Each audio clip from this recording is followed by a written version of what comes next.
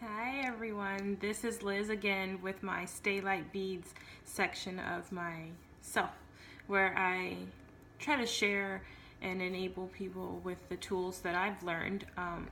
So number one, of course, is veganism. I didn't want to make a video today about why you should be vegan, try to pressure you to change or anything like that. I just wanted to share some solutions with you that I have learned and that I'm really enjoying, because now I'm so in love with food like I've never been in love before.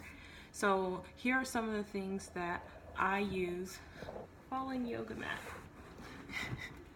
that I use in my day-to-day eating. So when you're on a budget, you want to think of things that are cheap bases for meals that you can build off of. So for me, that means brown rice, quinoa, which has tons of protein, and my greens. So you want kale and dark leafy greens to be a base as a vegan because of all the nutrients you're getting. So I will get a huge tub of whatever. This is baby kale, and eat on this all week. So I'll pick my favorite veggies, my favorite add-ons, and have that as a meal ready to go, as a salad. If you were to add beans or tofu, also super cheap, you can add that on top. So tofu this size, in a box this size, here's the brand that I get, is less than $2 here in California. So that would be at least 4 servings of tofu, 4 different meals. We're talking 50 cents. I still can't go without my hot dogs though. So these are my hot dogs. I will say, if you're a new vegan, you have to be careful about companies making it seem like it's vegan. It's in the same section and everything, but it has to say vegan on it usually. It can't just be meatless, or even it can't just say dairy free. A lot of it will still have meat in it. Let me see if I can grab the label off of my favorite cheese in the world. So see, this is Follow Your Heart cheese, Follow Your Heart. And it does say vegan on it right here in the beginning, but it does say lactose free, casein free, soy free. A lot of times, even when you see vegan food, it'll say lactose free. You think there's no milk in it, but it does have this casein shit, whatever, in it. And it's really not cool. They're really trying to play us like that. But information is power. I'm letting you know. It has to say vegan. I know veganism's hard for a lot of people, especially if you have special eating requirements, or you're allergic to a lot of things. For me, it's my appetite as far as getting enough food in my system.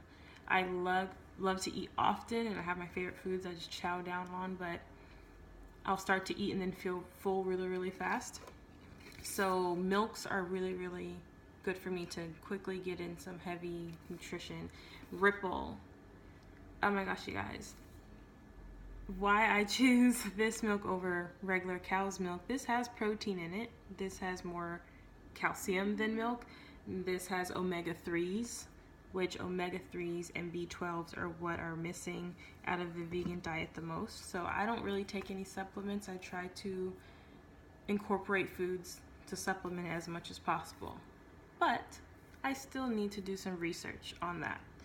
I drink shakes like this that are vegan, and there's a ton of protein. So again, if you pick things that have protein in them and let these be some of your staples, we really aren't having this vegan protein deficiency conversation. That's another story.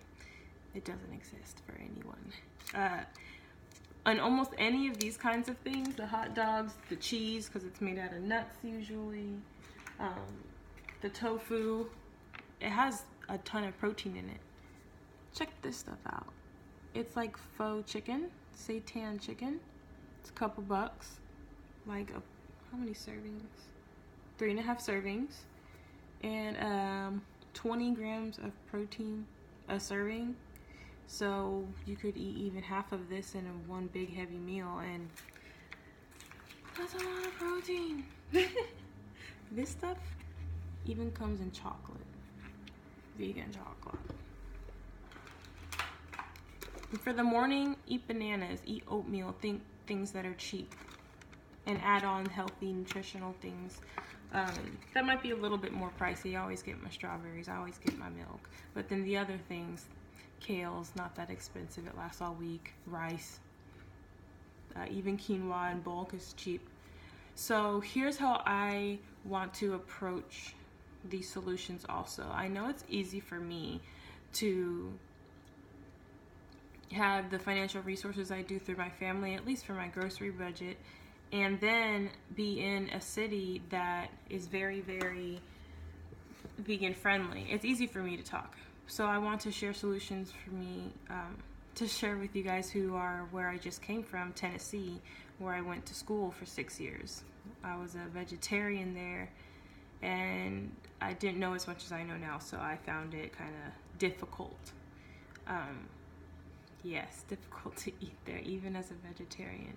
So as a vegan, this is what you can do even if you're not in a larger city that's prone to the vegan trend already. One is buy your non-perishables in bulk. So we always had the local Walmart or whatever store. You can buy the big, $5 cans of beans instead of the, $1 cans of beans. You can cook the beans yourself, which would make the servings, pennies, cost pennies. Rice, again, super cheap. You can make it in the last couple days. You can eat off of it. And quinoa, which is packed with protein. It cooks just like rice, super easy, like 15 minutes. Thinking of all the food right now.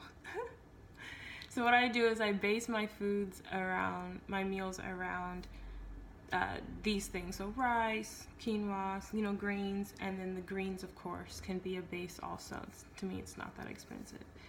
And then you can add your add-ons. So I pick my favorite add-ons. I have onions, tomatoes, always some nuts or seeds, things you wouldn't mind throwing into a salad. And then there's these meat substitutes or whatever you want to put on top as the warm kind of thing. I put beans right on my salad and talk about a heavy, healthy meal.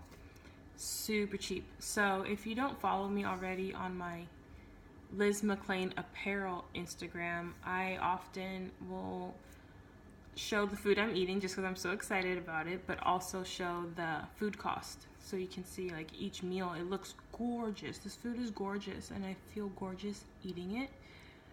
And you'll see it's like $2. When I break it down, it's like, okay, 10 pieces of bread divided by blah, blah, blah.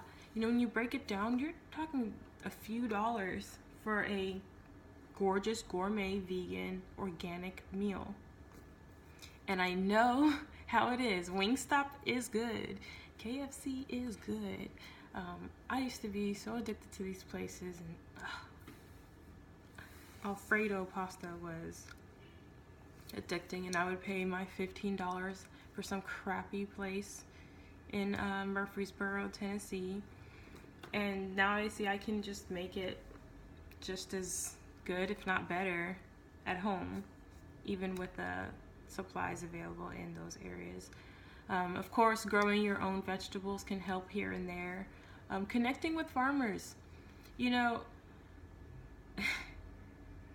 I was in Murfreesboro, it's still in the country. I knew so many people that farmed. I could have figured out who to buy their surplus from, or went to a farmer's market every week instead. So I still have a lot to learn also. If you guys have any questions about how to do vegan food on a budget, you can let me know, and just don't feel discouraged. Please, please, please don't feel discouraged. I want you guys to stay light, and thank you for letting me share. Bye-bye.